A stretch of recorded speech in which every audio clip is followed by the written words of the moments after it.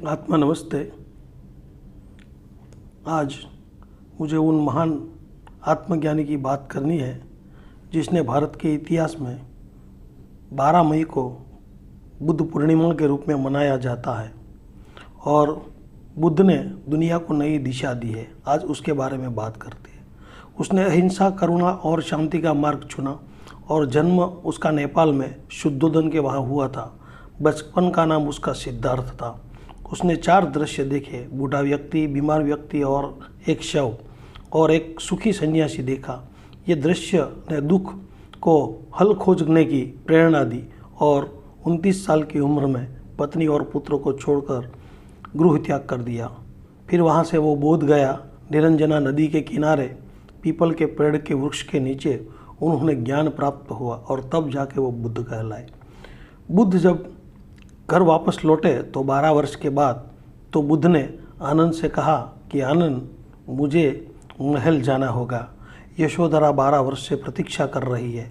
मैं उसका पति न रहा, लेकिन वह अब भी मेरी पत्नी है और यह ज्ञान और अज्ञान की समझ है।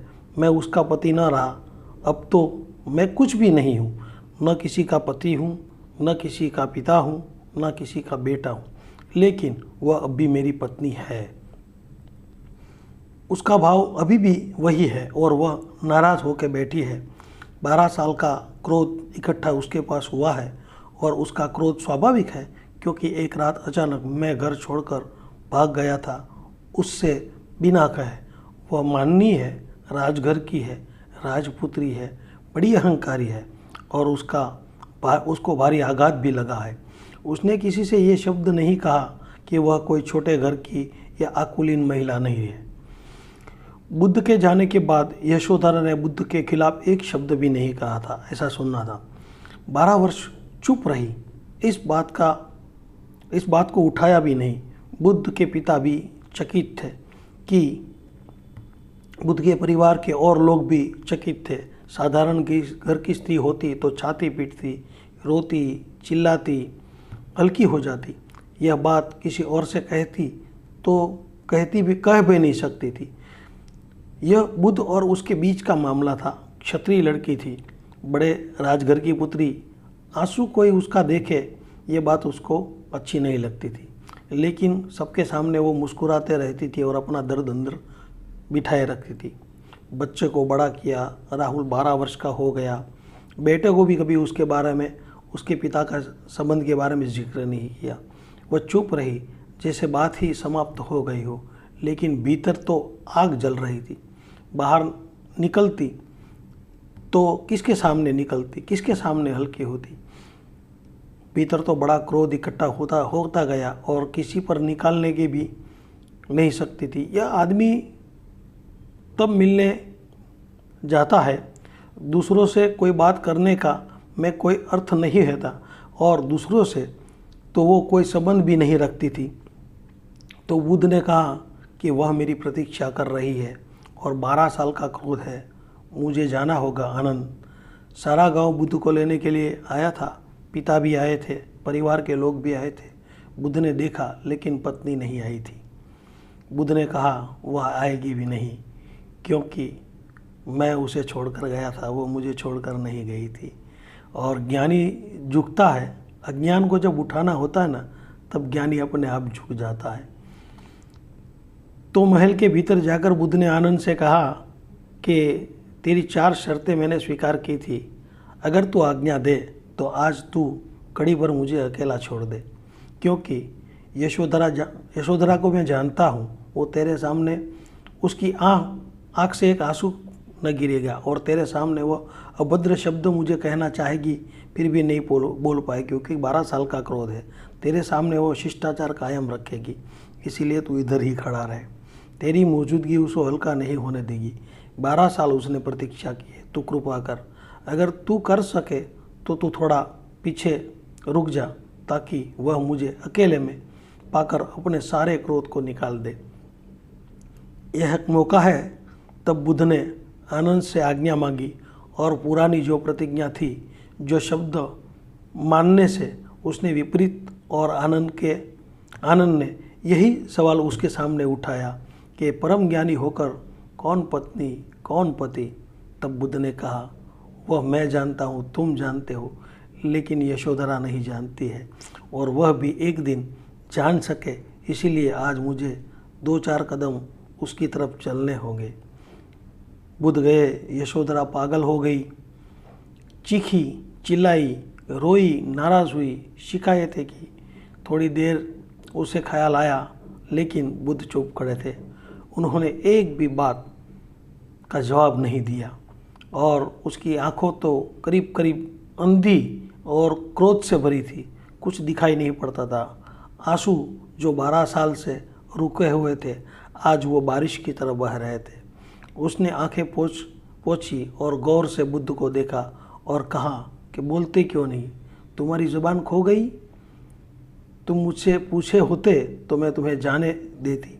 क्या तुम्हें इतना भी भरोसा नहीं था मेरे पर? मैं क्षत्रिय की पुत्री हूँ। तुमने कहा होता कि मुझे सब छोड़ना है, तो मुझे अकेले जाना है, तो मैं मार्ग में बाधा नहीं बनती। और या तुमने कहा होता कि तुम भी ये सब छोड़कर मेरे साथ चलो, तो मैं वह भी किया होता। लेकिन यह थोड़ा ज़्यादा था कि तुम चुपचाप चोरों की भांति घर से रात में भाग गए। यह कैसा भरोसा है? ये भरोसे का उल्लंघन है। मैंने एक श्रद्धा रखी थी, प्रेम था, वह तुमने तोड़ा है। बुद्ध उसकी बात सुनते रहे, लेकिन उन्होंने मौन देखकर उसने कहा, तुम चुप क्यों हो? तुम्हारी ज़ुबान खो गई है? बुद्ध ने कहा, नहीं, तू अपना सब निकाल ले, तेरा रेचन हो जाए, ताकि तू देख सके कि जो आदमी 12 साल पहले इस घर को छोड़ के गया था, वह वापस नहीं लौटा है। तू किसी और से बातें कर रही है। भाग गया था वह मैं नहीं हूँ, क्योंकि वह आदमी तो खत्म हो गया है, खो गया है, मिट गया है। अब कोई और आया है। तू उसको गौर से देख, तब तुझे पता चलेगा। तेरी आँख अभी खुली नहीं है। जब तेरा सारा भाव क्रोध का निकल जाएगा, तू निकाल दे, तू उसे रोक मत, तू शिष्टाचार को बाधा मत बनने दे। तुझे जो भी कहना है तू कह दे, ताकि तू हल्की हो जाए। और मैं आया ही इसलिए हूँ कि इन 12 सालों में जो मैंने खोया है उसको तू पहचान, और जो मैंने पाया है तो उसे देख। और उस आदमी की तरफ से मैं क्या जवाब दूँ जो तुझे छोड़कर चला गया था? वह तो कब का मर चुका है। अब उस आदमी को तू कहाँ पा सकेगी? वह सपना था जो टूट चुका है। इसलिए अब कोई तुझे उत्तर देने वाला नहीं है। मैं तुझे उत्तर दे सकता हूँ, लेकिन वह उस आदमी का उत्तर नहीं है, क्योंकि मैं अलग हूँ। जो तू समझ रही है वह मैं नहीं हूँ। यशोधरा ने गौर से देखा। निश्चित यह ज्योतिमय पुरुष बिल्कुल अन्य था, किसी जैसे उसने जाना था वासना से पीड़ित सिद्धार्थ को। वह यह सिद्धार्थ नहीं है।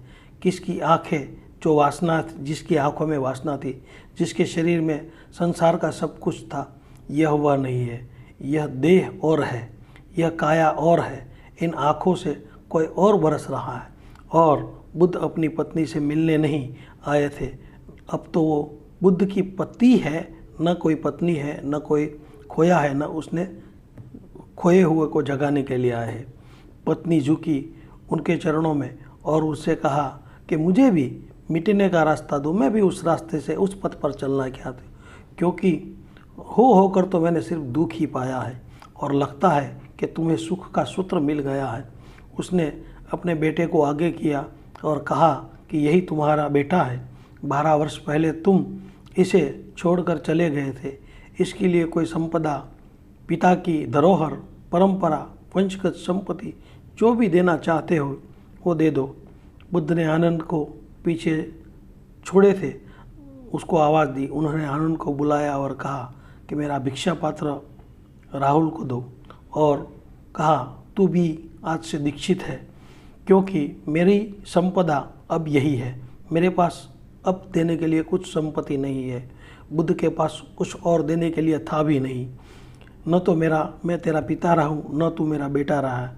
यह नाता कभी था, वह सपना था मेरा जो टूट गया। तेरा नहीं टूटा, लेकिन जिनका नहीं टूटा उनको मैं सहारा दूंगा।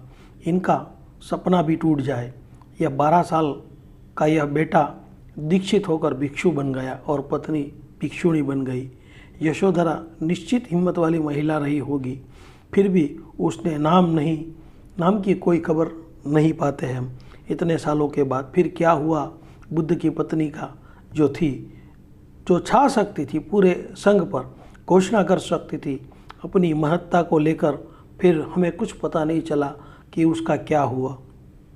इसके बाद बौद्ध शास्त्र बिल्कुल चुप रह गया। फिर यशोधरा का क्या हुआ कुछ पता नहीं।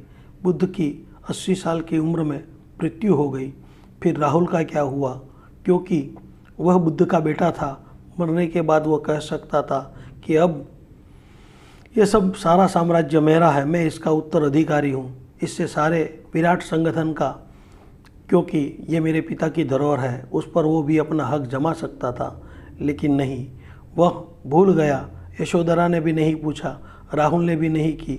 उन्होंने उसे अनुग्रह समझा और बुद्ध आए और गए, और इस तरह बुद्ध का स्मरण रखा गया है।